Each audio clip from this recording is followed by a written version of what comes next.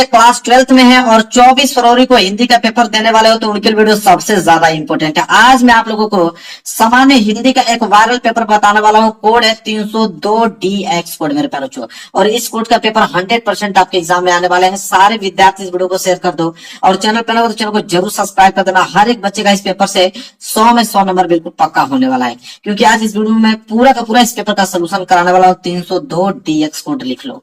ये 2025 का पेपर मेरे प्यारे बच्चों है। एडमिट कार्ड लेकर जाइएगा और वहां पे अनुक्रमांक और नाम सही सही आप लोगों को अच्छे तरीके से लिखना है।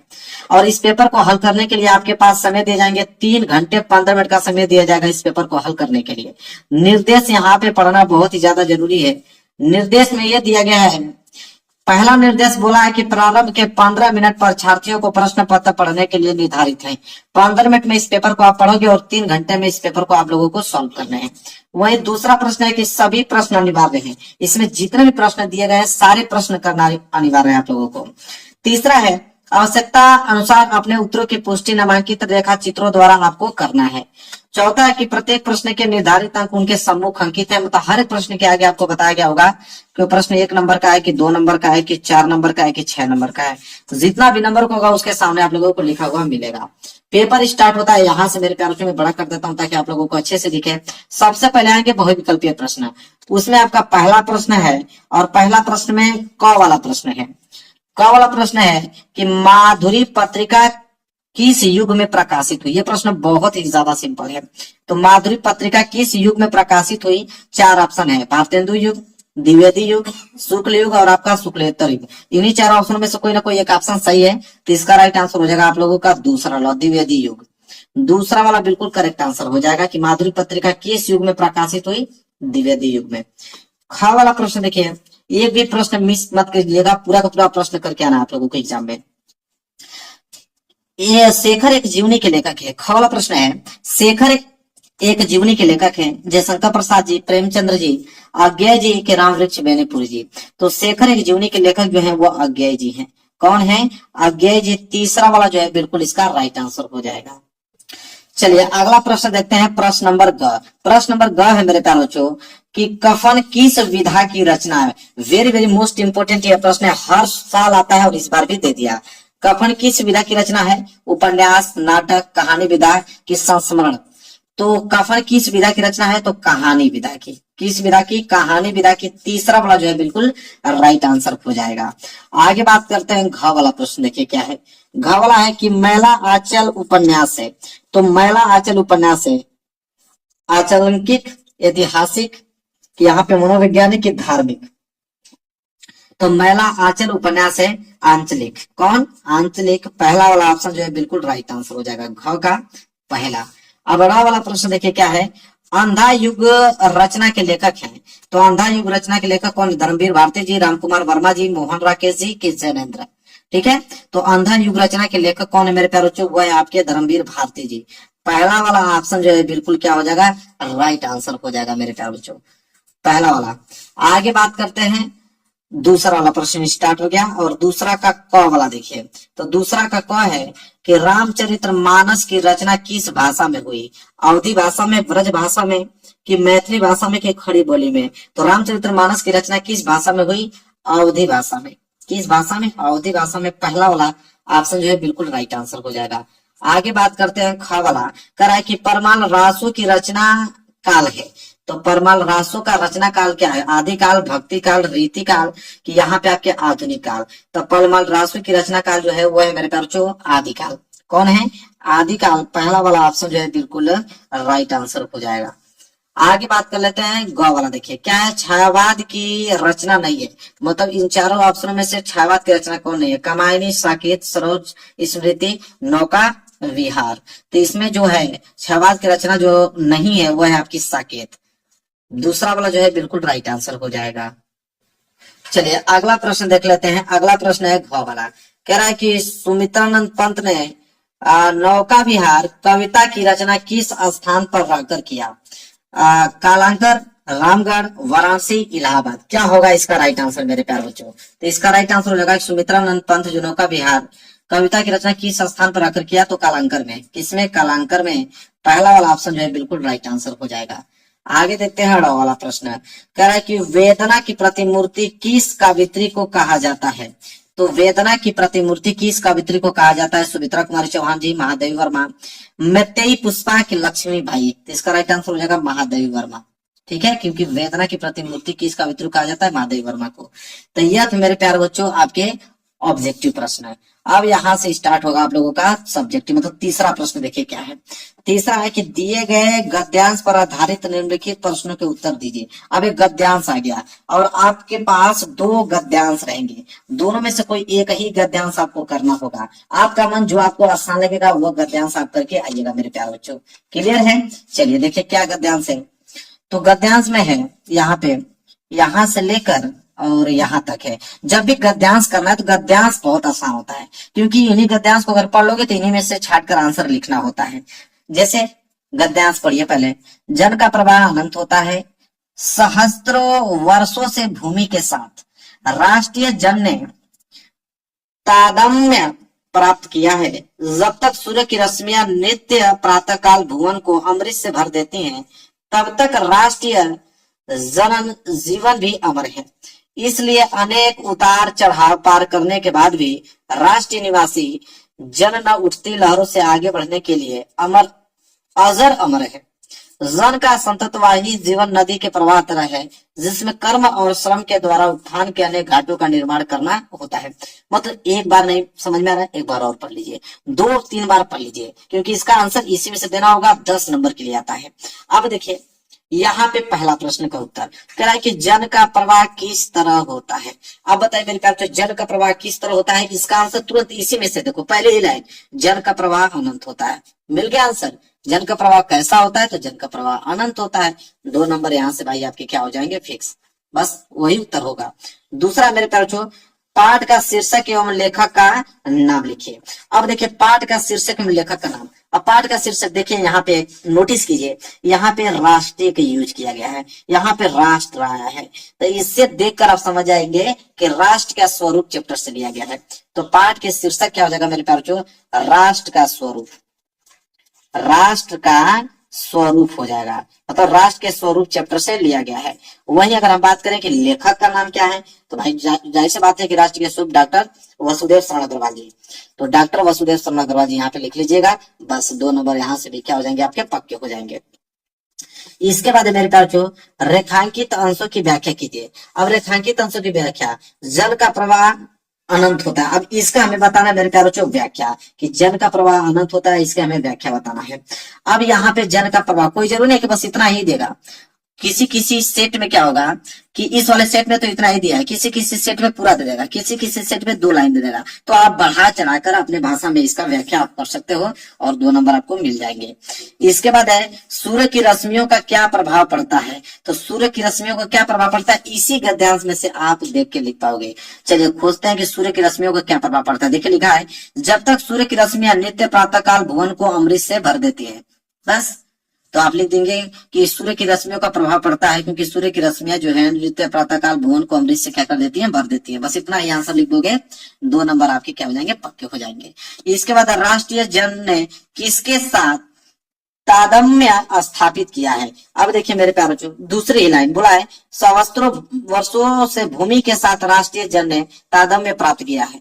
तो इसका आंसर क्या हो जाएगा? भूमि। क्लियर हो जाएगा, हो गया ना कि राष्ट्रीय जन किसके साथ तादम्य स्थापित किया है? तो भूमि के साथ किया है। ये भी प्रश्न बता दोगे, 2 नंबर क्लियर। 10 नंबर तो बस इसी पैसेज में से ही छाट के लिखना है, तो कितना ही आसान है। अगर ये कर लीजिए, नहीं आ रहा मेरे प्यारों तो अथवा करके एक ऑप्शन और दिया है, उसको देख लेते हैं। चलिए तो यह वाला है, इसको भी क्या करेंगे आप, जब इसको हल करने वाले हैं तो यहाँ से लेके यहाँ तक आप लोगों को एक बार इसको क्या कर लेना, पढ़ लेना है। बोला है कि रमणीयता और नृत्य नूतनता अन्योन्याश्रित है। रमणीयता के अभाव में कोई भी चीज मान्य नहीं होती है। नृत्य नूतनता किसी भी सर्जक के मौलिक उपलब्धि की प्रामाणिकता सूचित करती है और उसकी अनुपस्थिति में कोई भी चीज वस्तुतः जनता व समाज के द्वारा स्वीकार नहीं होती। सड़ी गली मान्यताओं से जकड़ा हुआ समाज जैसे आगे नहीं बढ़ पाता, वैसे ही पुरानी रीतियों और शैलियों की परंपरागत लीक पर चलने वाली भाषा भी जन चेतना को गति देने में प्राय असमर्थ रह जाती है। इसको भी 2 बार पढ़ लेंगे, इसका आंसर आसानी से इसी में से दे पाएंगे। बोला है कि उपयुक्त गद्यांश के पाठ और लेखक का नाम लिखिए, मतलब किस चैप्टर से लिया गया मेरे प्यारे बच्चों। तो चैप्टर के नाम मेरे प्यारे बच्चों जो है वह भाषा और आधुनिकता चैप्टर से लिया गया है। किस चैप्टर से? तो भाषा और आधुनिकता चैप्टर से लिया गया। मैं लिख भी देता हूँ यहाँ पे ताकि आप लोग इसको नोट कर लीजिए। भाषा और आधुनिकता चैप्टर से लिया गया है,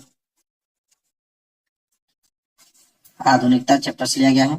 और इसके लेखक की अगर हम बात करें, और इसके जो लेखक है वो है प्रोफेसर जी सुंदर रेड्डी। कौन? प्रोफेसर जी सुंदर रेड्डी।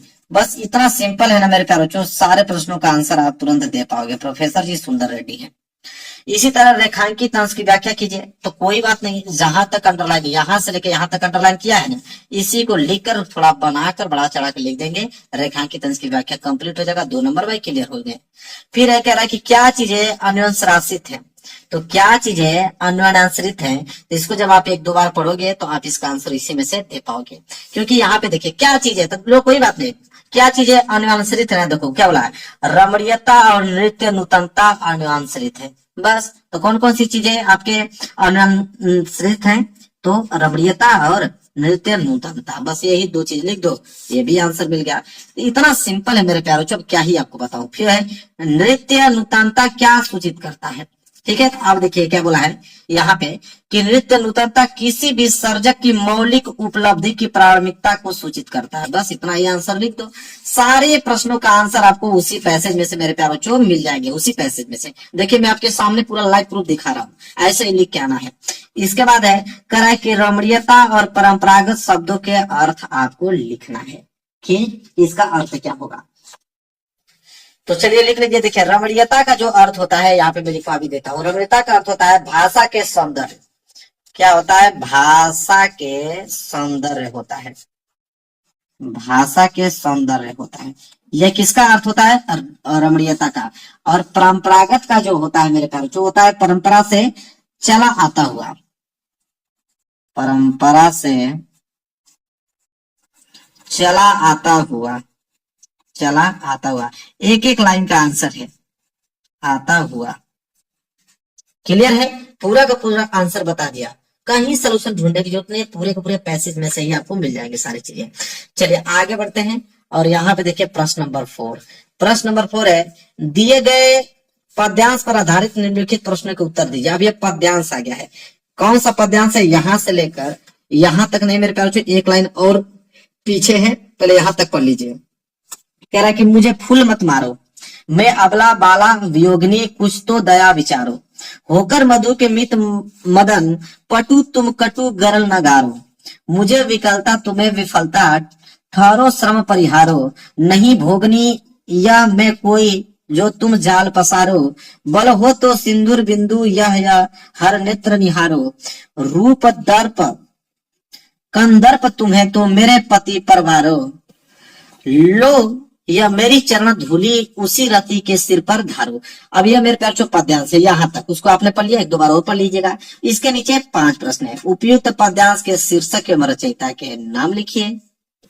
तो मेरे प्यारों जो पद्यांश के शीर्षक हैं, वो पद्यांश के शीर्षक से गीत, मतलब गीत शीर्षक से लिया गया है। किस शीर्षक से? गीत। रचयिता की अगर हम बात करें तो मैथिली शरण गुप्त जी हैं।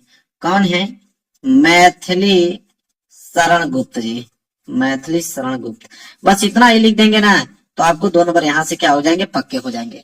इसके बाद मेरे प्यारों अगला प्रश्न क्या है कि उर्मिला ने शिव का तीसरा नेत्र किसे बताया। तो उर्मिला ने शिव का तीसरा नेत्र किसे बताया है मेरे प्यारों? तो आप लिख लीजिएगा कि उर्मिला ने अपने सिंदूर बिंदु को शिव का तीसरा नेत्र बताया है। किनको? सिंदूर बिंदु को। मैं एक एक लाइन का है, मैं बोलता जा रहा हूं, बस आप नोट कर लो। सिंदूर बिंदु को, सिंदूर बिंदु को शिव का तीसरा नेत्र बताया है। इसके बाद है इस पद्यांश में किस ऋतु का वर्णन किया गया है। तो इस पद्यांश में किस ऋतु का वर्णन किया गया मेरे प्यारे? वसंत ऋतु का। तो आप लिख दीजिएगा यहाँ पे वसंत ऋतु का वर्णन किया गया है। वसंत ऋतु, वसंत ऋतु का वर्णन किया गया है। 2 नंबर यहाँ से भी क्या हो गए मेरे प्यारे? पक्के हो गए।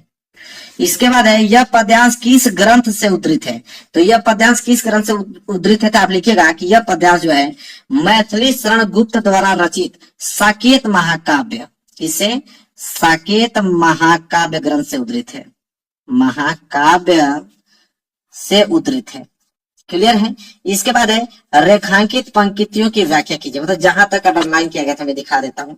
अंडरलाइन मेरे प्यारों से बस यहाँ पे किया गया है। मैं अबला बाला वियोगनी कुछ तो दया विचारो, कुछ तो दया विचारो। इसका आपको मेरे प्यारों से अर्थ बताना है, तो अर्थ आप लोग लिख लीजिएगा कि कह रहा कि मैं अबला बाला वियोगनी कुछ तो दया विचारो। इसका मतलब है मेरे प्यारों से कि राम के वन गमन के समय मतलब सीता जी के साथ ही रहती थी जब वो गए थे वहां पे। अब भरत और शत्रुघ्न की पत्नियां जो हैं, जैसे भरत और शत्रुघ्न की पत्नियां कौन थी, मांडवी और कौन, उनका नाम क्या था, श्रुतकीर्ति, भी उनके अलग नहीं होती है। ठीक है, उन्हीं के विवादों के बारे में वर्णन किया गया है। अपने से बना बना के थोड़ा बढ़ा चढ़ा के अपना लिख लीजिएगा। क्लियर है। बाकी मैं पूरा का पूरा आंसर तो आप लोगों को बता ही दिया हूँ। क्लियर है ना। चलिए, अगर ये वाला नहीं करना चाहते हैं तो कोई बात नहीं है, अथवा करके आपको एक और आपको पद्यांश दिया है यहां से लेकर यहां तक मेरे प्यारे बच्चों। चलिए देखिए, पढ़ लेते हैं एक बार इसको मेरे प्यारे बच्चों। कह रहा है कि सावधान मनुष्य जो है यदि विज्ञान है तलवार तो इसे फेंक तजकर मोह स्मृति के पार हो चुका है। सीधे है तू शिशु अभी अज्ञान, फूल काटो की तुझे कुछ भी नहीं पहचान, खेल सकता तू नहीं ले हाथ में तलवार, काट लेगा अंग तीखी है बड़ी यह धार। ठीक है मेरे प्यारे बच्चों, ये आप लोगों का यहाँ पे पद्यांश है। देखिए इसके नीचे प्रश्न है। प्रश्न है पहला कि पाठ का शीर्षक और कवि का नाम लिखिए। था पाठ का शीर्षक है मेरे पास जो अभिनव मनुष्य, अभिनव मनुष्य चैप्टर से लिया गया है पद्यांश, अभिनव मनुष्य। अगर हम कवि के नाम की अगर हम बात करें तो रामधारी सिंह दिनकर। कौन है, रामधारी सिंह दिनकर जी हैं, रामधारी सिंह दिनकर। ठीक है। इसके बाद देखिए क्या प्रश्न है। कह रहा है कि विज्ञान को तलवार क्यों कहा गया है। तो विज्ञान को तलवार क्यों कहा गया मेरे प्यारे बच्चों, प्रश्न यह है। तो इसका आंसर लिखेंगे कि विज्ञान को तलवार क्यों कहा गया है। तो देखिए कवि ने विज्ञान को तलवार बताया है, इसलिए बताया है क्योंकि इसे मनमानी क्रीड़ा का माध्यम बना लेना स्वयं को नुकसान करना है। विज्ञान को तलवार क्यों कहा गया, इसलिए क्योंकि विज्ञान को मालूम है कि बहुत, जैसे परमाणु बम हो गया, बहुत सारे ऐसी चीजें जो कि हमारे लिए नुकसानदेह हैं, उनको वो बनाते हैं। ठीक है, जिनके प्रभाव से जो बचने के लिए मनुष्य को जो है मना किया गया है, इसके प्रचंड रूप को। तो इसलिए विज्ञान को तलवार कहा गया है। इस तरह आप अपने से बना के आपके मन में जो चल रहा है उसके अनुसार आप लिख सकते हो। 2 नंबर यहाँ से क्लियर हो जाएंगे। इसके बाद कवि ने वैज्ञानिक युग के मानव को क्या चेतावनी दी है, 2 नंबर यहाँ से मिलेंगे। मनुष्य को अज्ञान शिशु क्यों कहा गया है, तो मनुष्य के अज्ञान शिशु इसलिए कहा गया क्योंकि उसको यही ज्ञात नहीं होता, उसको खुद नहीं मालूम होता कि जो क्रिया कर रहा है और जिस प्रकार से विज्ञान के दुरुपयोग कर रहा है उसके कितने मतलब विध्वंसकारी परिणाम हो सकते हैं, कितने बेकार कारण हो सकते हैं। तो मनुष्य के अज्ञान शिशु इसलिए कहा गया है। तो 2 नंबर यहाँ से आपके क्लियर हो जाएंगे। रेखांकित पंक्ति की व्याख्या बताइए। मतलब काट लेगा अंग तीखी है बड़ी या धार, इसकी आपको बनाना है मेरे प्यार व्याख्या। जब इसका व्याख्या आप करोगे तो 2 नंबर यहाँ से भी आपके क्या हो जाएंगे, पक्के हो जाएंगे। क्लियर है। तो दोनों मैंने बता दिया, कोई भी आप कर सकते हो। ठीक है। इसके बाद है पांचवें का क। देखिए 5वें का क क्या है कि निम्नलिखित में से किसी एक लेखक का साहित्यिक परिचय देते हुए उनके प्रमुख रचनाओं का उल्लेख कीजिए। अब आपको साहित्यिक परिचय हर एक बच्चे को मालूम होगा, इसमें बताने की जरूरत नहीं है। तो देखिए पहला है हजारी प्रसाद द्विवेदी जी। ठीक है, ये पहले हैं। इसके बाद इधर भी दिया गया है। दूसरा है हरिशंकर परसाई और तीसरा है डॉक्टर एपीजे अब्दुल कलाम। अब इन्हीं तीनों लोगों में से किसी एक का साहित्यिक परिचय देना है। साहित्यिक परिचय जब भी लिख रहे हो इतना याद है कि रचना बहुत जरूरी है, रचना भूलिएगा मत मेरे प्यारे बच्चों। इसके बाद है ख वाला कि निम्नलिखित में से किसी एक कवि का साहित्यिक परिचय देते हुए उनके प्रमुख कृतियों का उल्लेख कीजिए। अब यहाँ पे कृति भी लिखना है, उनका जीवन परिचय। पहला है अयोध्या सिंह उपाध्याय हरिओद, दूसरा है जयशंकर प्रसाद जी और तीसरा है अज्ञेय जी। इन्हीं तीनों लोगों में से किसी एक का साहित्यिक परिचय लिखना है रचना सहित, तो उनका कृतियां भी लिखना है। क्लियर है।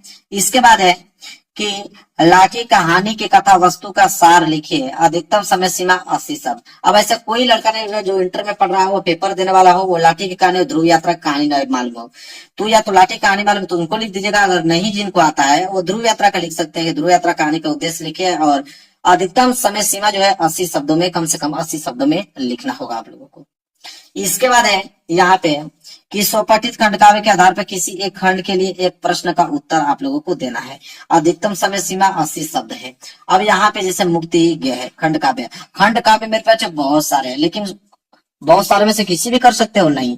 आपके जिला में जो पूछा जाता है जिला वाइज जाता है, आपके जो डिस्ट्रिक्ट में जो जिला में पूछा जाता है वही खंड काव्य करना है। दूसरा कर दोगे तो 1 नंबर भी नहीं मिलेगा, सारे नंबर काट लिए जाएंगे।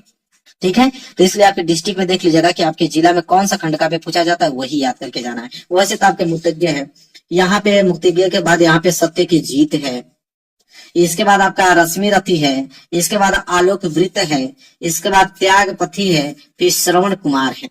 तो इनमें से जो आपके डिस्ट्रिक्ट में पूछा जाता है वो आप लोगों को करके आना है। इसके बाद यहाँ पे है खंड ख।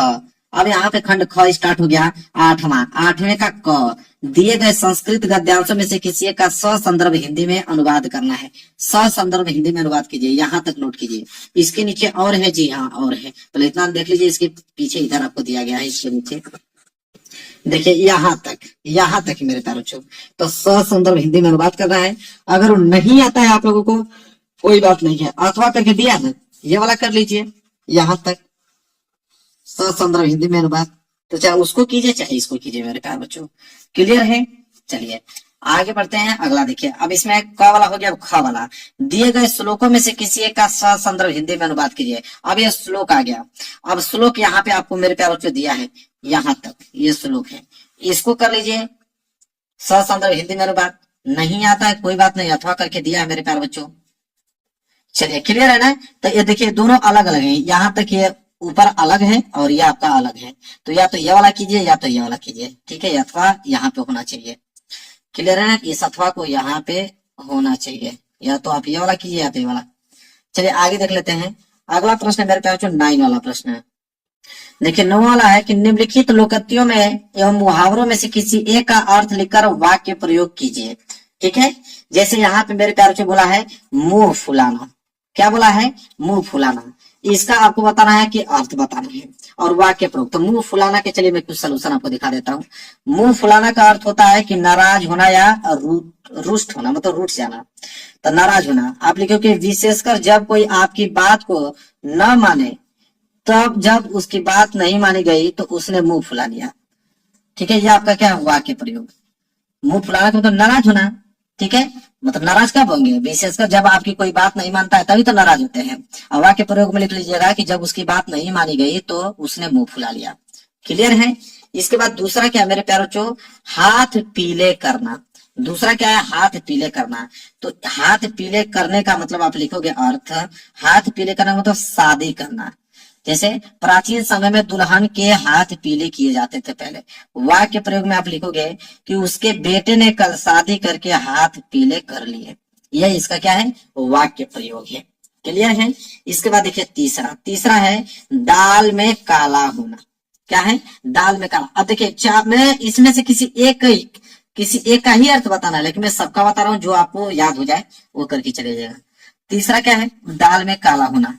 दाल में काले होने का मतलब क्या है? अर्थ आप लिखेंगे किसी बात में छिपा हुआ दोष या संदेह होना। वाक्य प्रयोग में लिखेंगे उसकी सफाई की बातों में दाल में काला लगता है क्योंकि उसके काम का कोई ठोस प्रमाण नहीं है। ये इसका वाक्य प्रयोग है। इसके बाद चौथा देख लीजिए क्या है कि सावन हरे न भादो सूखे। सावन हरे न भादो सूखे। तो आप लिखेंगे देखिए सावन हरे न भादो सूखे। अर्थ होगा जब कोई भी समय अच्छा न हो तो सभी प्रयास व्यर्थ लगते हैं। वाक्य प्रयोग में लिखेंगे कि उसने बहुत कोशिश की लेकिन वह कुछ भी सफल नहीं हुआ। सचमुच सावन हरे न भादो सूखे। क्लियर है मेरे प्यारे बच्चों? चलिए तो 9वां प्रश्न भी यहाँ पे कंप्लीट हो गया। आगे बढ़ते हैं। अगला है 10वां वाला प्रश्न। क्या है? अपठित गद्यांश में से संबंधित दिए गए प्रश्न के उत्तर दीजिए। अब अपठित गद्यांश है और अपठित गद्यांश यहाँ से लेकर मेरे प्यारे बच्चों यहाँ तक है। क्या है? इच्छाएं नाना है, नाना विधि, और वे उसे प्रवृत्त रखती है। उस प्रवृत्ति से वह रह रह कर थक जाता है और निवृत्ति चाहता है। यह प्रवृत्ति और निवृत्ति का चक्र उसको द्वंद से थका मारता है। इस संसार को अभी राग भाव से वह चाहता है कि अगले क्षण उतरे ही भाव विराग से वह उसक विनाश चाहता है, पर राम द्वेष की वासनाओं से अंत में झुंझलाहट और छटपटाहट ही हाथ लगत है। ठीक है, यह आप लोगों का गद्यांश है, अपठित गद्यांश। और इसके नीचे 3 प्रश्न दिए गए हैं। पहला है, प्रवृत्ति निवृत्ति के चक्र में फंसा मनुष्य क्यों रुक जाता है? तो इसका उत्तर मैं बता देता हूँ, आप इसको नोट कर लीजिए। आप इसका उत्तर लिखेंगे कि प्रवृत्ति निवृत्ति के चक्र में फंसा मनुष्य इसलिए रुक जाता है क्योंकि उसकी जो इच्छाएं और प्रवृत्तियां से उसे निरंतर थका देती है। जब वह प्रवृत्ति से थक जाता है तो निवृत्ति की ओर आकर्षित होता है, लेकिन निवृत्ति भी उसकी संतोषजनक स्थिति नहीं होती। इस प्रकार यह चक्र उसे स्थिरता नहीं प्रदान करता और द्वंद्व में डाल देता है। यह उसका पहले का आंसर है मेरे प्यारे बच्चों। क्लियर है? नोट कर लीजिए। आगे देखते हैं दूसरा प्रश्न क्या है। प्रेम और ईर्ष्या की वासनाओं में पड़कर मनुष्य की स्थिति कैसी हो जाती है? इसका भी आपको आंसर मैं बता देता हूँ, इसको भी आप नोट कर लीजिए। तो आप इस दूसरे का आंसर लिखेंगे मेरे प्यारे बच्चों क्या, कि प्रेम और ईर्ष्या की वासनाओं में पड़कर मनुष्य की स्थिति जो है वह जटिल और अस्थिर हो जाती है। जटिल और अस्थिर हो जाती है। वह एक ओर प्रेम और राग की ओर खींचा रहता है, जबकि दूसरा और ईर्ष्या और द्वेष की भावना उसे परेशान करती है, और इस प्रकार वह अंततः झुंझलाहट और छटपटाहट का सामना करता है, जिससे वह मानसिक और भावनात्मक रूप से असंतुष्ट रहता है।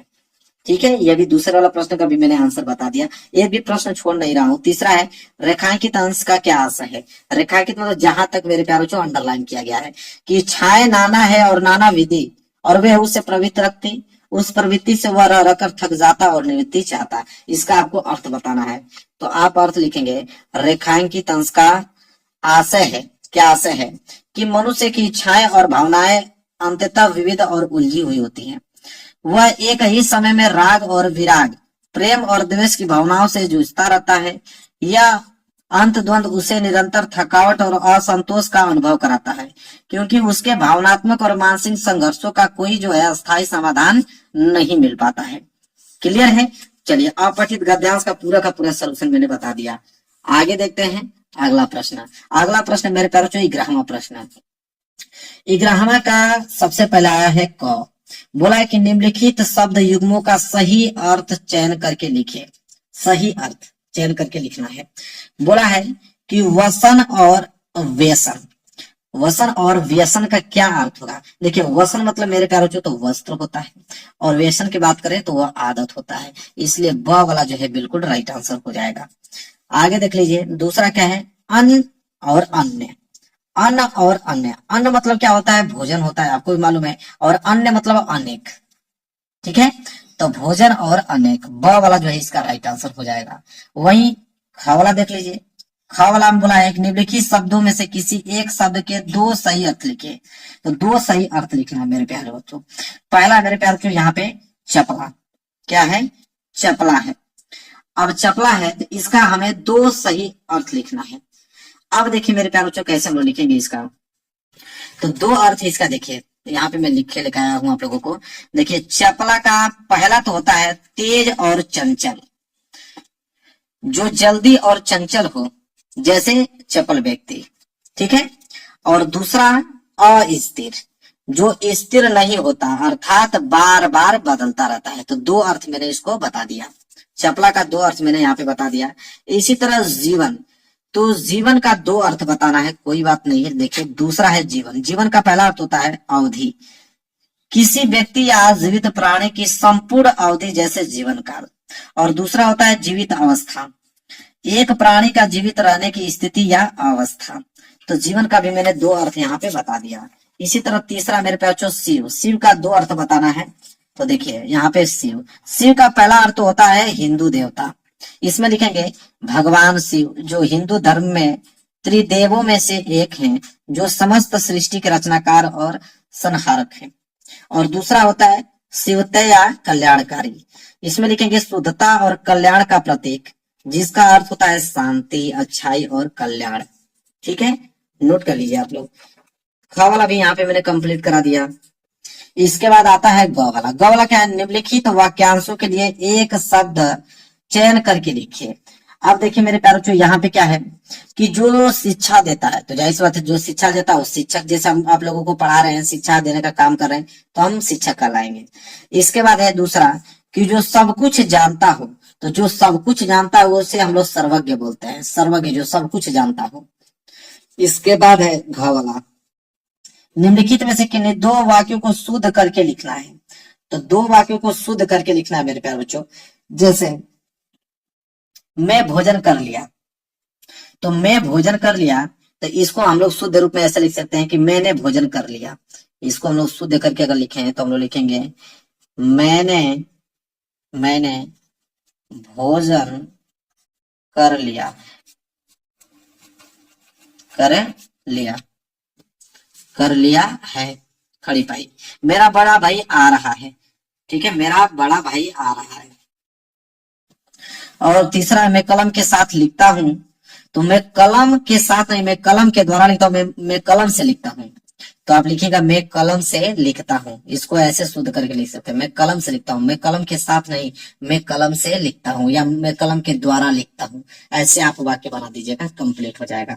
इसके बाद देखिए मेरे प्यारे बच्चों क्या है, इसके बाद है क है आपका संयोग श्रृंगार रस अथवा करुण रस का लक्षण सहित एक उदाहरण दीजिए। तो मेरे प्यारे बच्चों हर एक व्यक्ति को मेरे प्यारे बच्चों मालूम होगा, ठीक है, हर एक व्यक्ति को आप लोगों का संयोग श्रृंगार और या करुण रस, ठीक है, इन दोनों में से कोई ना कोई आपको मालूम ही होगा, आप लोग याद किए होंगे, लिख लीजिएगा। यमक अलंकार अथवा रूपक अलंकार को परिभाषा लिखते हुए एक उदाहरण आप लोगों को देना, यह भी आप लोगों को याद है। दोहा छंद या सोरठा छंद का लक्षण उदाहरण लिखिए। ये तीनों टॉपिक सारे बच्चों को याद होगा, ठीक है। चलिए आगे देख लेते हैं 13वां, अपने गांव अथवा शहर में सफाई है तो उचित अधिकारी को पत्र लिखे, या ये नहीं करना चाहते हो तो अथवा करके एक ऑप्शन और दिया है कि विद्यालय में अनुशासन व्यवस्था बनाए रखने हेतु तो प्रधानाचार्य को एक पत्र लिखिए। तो दोनों में से कोई आप लोगों को एक ही करना है पत्र लेखन। इसके बाद है क्वेश्चन नंबर 14, क्या है, निम्नलिखित विषयों में से किसी एक विषय पर अपनी भाषा शैली में सारंगर्भित लिखिए। मतलब ये आप लोगों का निबंध आ गया, और निबंध यहाँ पे मेरे पास 6 दिया है। पहला, पर्यावरण का असंतुलन और मानव जीवन पर प्रभाव क्या है। दूसरा है बेरोजगारी की समस्या और समाधान बताइए। तीसरा है कि नई शिक्षण व्यवस्था में कंप्यूटर की क्या उपयोगिता है। इसके बाद चौथा है कि साहित्यिक समाज का पथ प्रदर्शक है। पांचवा है कि महिला शक्तिकरण का समाज के विकास पर क्या प्रभाव। और छठा है कि वर्तमान भारतीय जननीति की दिशा और दशा बताइए। तो इनमें से किसी एक विषय पर आप लोगों को निबंध लिखना है। अब मेरे प्यारों से ये हो गया पेपर बिल्कुल कंप्लीट, मैंने आप लोगों को एनालिसिस करके दिखा दिया। इसमें जितने प्रश्न है सारे प्रश्न अगर आपको तैयार है तो 24 फरवरी को आप लोग 100 में 100 नंबर बिल्कुल आप लोगों का पक्का है, कोई रोक नहीं सकता है। तो वीडियो को लाइक कर देना, चैनल पर नए हो तो चैनल को जरूर सब्सक्राइब कर लेना। मिलेंगे प्यार से नेक्स्ट वीडियो में, तब तक के लिए धन्यवाद।